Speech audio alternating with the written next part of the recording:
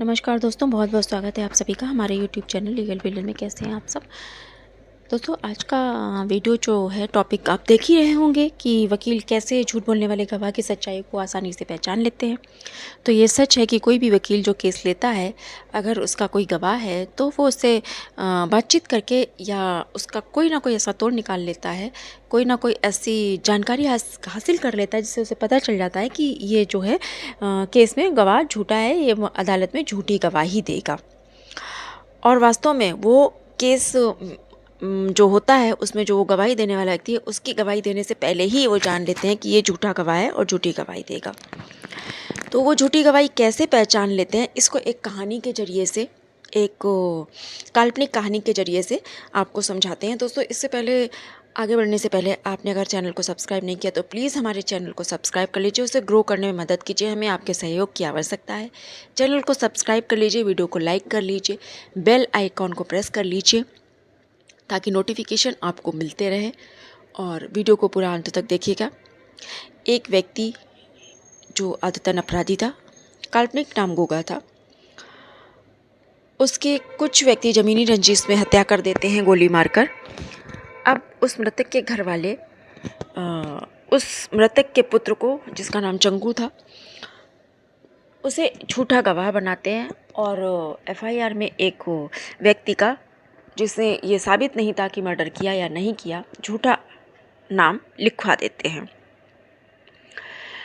जबकि चंगूलाल ने कुछ, यानी उसके पुत्र ने मृतक के कोई चीज़ नहीं देखी होती, वो गवाह नहीं होता, लेकिन फिर भी उसे चश्मदीद गवाह बनाकर वो खड़ा करते हैं। तो अब जिस व्यक्ति को झूठा फंसाया था, गेंदालाल उसका नाम था, वकील जो उसका बचाव पक्ष का, जो गेंदालाल के परिवारजनों ने जिस पर आरोप लगाया गया था वकील करते हैं, उस वकील ने गेंदालाल से, जो जमानत पर लिया हुआ, उससे सारी सच्चाई पता करी। और चंगू की गवाही से पहले ही वकील साहब को गेंदालाल से ये बात पता चल चुकी थी, बातचीत के दौरान बातचीत करके, कि चंगूलाल मौकाए वारदात पर मौजूद था ही नहीं, वो एक झूठा गवाह है। ये पक्का हो गया कि वो अदालत में झूठी गवाही देगा। और एक ख़ास बात ये है किसी भी केस में या लॉ में, कि अदालत में कोई भी झूठी गवाही तब तक झूठी नहीं मानी जाती है जब तक कि अदालत के सामने उसे झूठा साबित ना कर दिया जाए। आपका वकील ये साबित ना कर दे कि ये गवाही जो है ये झूठी गवाही है, तब तक वो गवाही झूठी नहीं मानी जाती है। ये इसका एक स्ट्रॉन्ग कहें तो स्ट्रॉन्ग, और वीक पॉइंट माने तो वीक पॉइंट भी है। तो अब आपको बताते हैं कि वकील वास्तव में झूठी गवाही कैसे पकड़ते हैं। एक झूठा गवाह झूठा साबित करना बहुत मुश्किल होता है, क्योंकि सच्चे गवाह के मुकाबले में वो गवाह जो झूठा है बहुत मजबूत होता है। अब मजबूत इसलिए होता है क्योंकि वो पूरी तैयारी के साथ आता है। देखिए, सच्चा गवाह जो होता है वो तैयारी के साथ नहीं आता है, वो सिर्फ गवाही देनी है ऐसे ही आ जाता है, कोई तैयारी करके नहीं आता है कि हाँ भाई उसे पता है, जो उसे पता है उसे वही बोलना है, बस बात ख़त्म हो गई।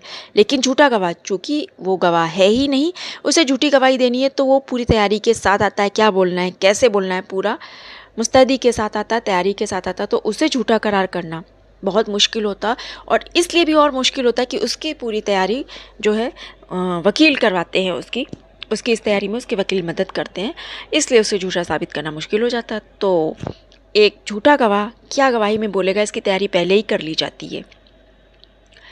मगर एक वकील केस से संबंधित सभी सबूतों, जैसे गोली और पिस्तौल किस प्रकार की थी, खाली गोली के खोखे कहाँ मिले, पुलिस को पोस्टमार्टम रिपोर्ट में क्या पता चला, पोस्टमार्टम रिपोर्ट में ये जिससे पता चलता है कि गोली की एंट्री एग्ज़िट पॉइंट कहाँ है, गोली कितनी दूर से चली, गवाहों ने क्या गवाही दी, और फॉरेंसिक जांच आदि के बाद सभी संबंधित सबूतों और गवाहों को रखते हुए गवाह से जिरह स्टार्ट की जाती है, शुरू की जाती है। अब अपवाद तो हर चीज़ का होता है, मगर आम तौर पर झूठा गवाह तब तक ही झूठ बोल पाता है जब तक वो अपने आप पर काबू रखे रहे।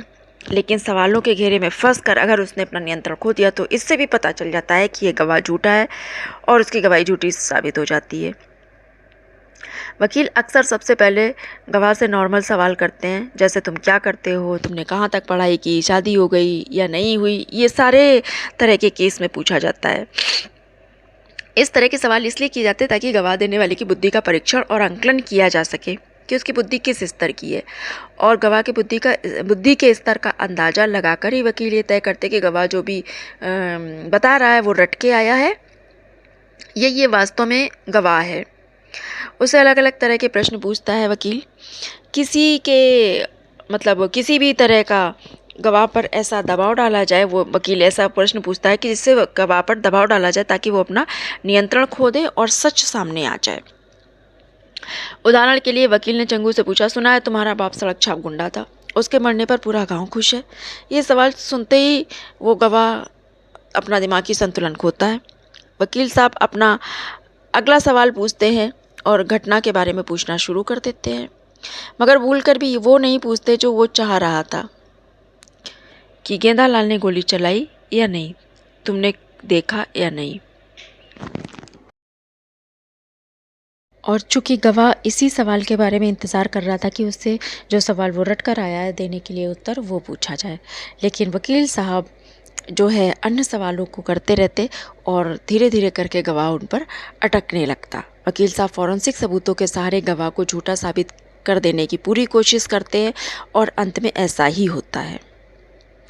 वकील साहब पूछते हैं कि हत्यारे ने बाइक रोक कर गोली चलाई या बाइक पर बैठे बैठे चलती हुई बाइक से गोली चलाई। तेरे बाप के बराबर खड़े होकर आँख में आँख मिलाकर चलाई या कैसे चलाई। अब चंगू गुस्से में बोला, बाइक पर बैठे ही उसने गोली चलाई, उसकी हिम्मत नहीं थी कि वो आँख मिला सके। मेरे पिताजी खड़े थे जब उन्होंने गोली चलाई। इसके बाद वकील जो है झूठ को पकड़ने का आम तरीका कि झूठों में से बहुत सारे झूठ बुलवाकर उस झूठ को पकड़ना होता है जो वो बोलने आया है। उसी तरकीब को अपनाते हुए गवाह को खूब सारा बयान देने पर, खूब बोलने पर मजबूर करते हैं। ज़्यादा बोलने पर ही जो गवाह है वो झूठ बोलेगा, यानी उसका झूठ पकड़ा जाएगा। तो आप सोचेंगे कि झूठ पकड़ा कैसे गया, तो जनाब केस की फाइनल बहस होती है। वकील साहब उस गवाह की गवाही को अदालत के सामने पेश किया जाता है और वकील साहब उससे इस तरह के सवाल पूछना शुरू करते हैं कि जिससे वो लड़खड़ाने लगता है, अपना दिमागी संतुलन खो देता है। जैसे ही वो दिमागी संतुलन खो देता है तो वकील साहब बारीकी से मेन मुद्दे पर आकर उससे सवाल पूछना शुरू कर देते हैं और मेन मुद्दे पर आकर सवाल पूछते ही वो इस तरह के बारीकी पॉइंट के सवाल पूछते हैं कि वो उस पर अटक जाता है ना। और गवाह का ये कहना कि बाइक पर बैठे हुए उन्होंने गोली चलाई थी और पोस्टमार्टम रिपोर्ट में ऐसा ना आना, दोनों बातें अलग अलग साबित हो जाती हैं। अदालत को पोस्टमार्टम रिपोर्ट दिखाकर वकील ये बताता है कि तीनों गोलियां छाती में लगी हैं। सभी गोलियों के घाव रिपोर्ट में बता रहे हैं छाती के ऊपर से मारी गई हैं, यानी एंट्री पॉइंट ऊपर से नीचे की ओर है। और गवाह का ये कहना कि उन्होंने बैठे बैठे गोली चलाई थी, उस समय मृतक खड़ा था, ये पूरी तरह से गलत है और ये साबित हो जाता है कि ये गवाह झूठ बोल रहा है। तो इस तरह से जो है वकील गवाह झूठ बोल रहा है या सच, इस बात को पकड़ लेते हैं।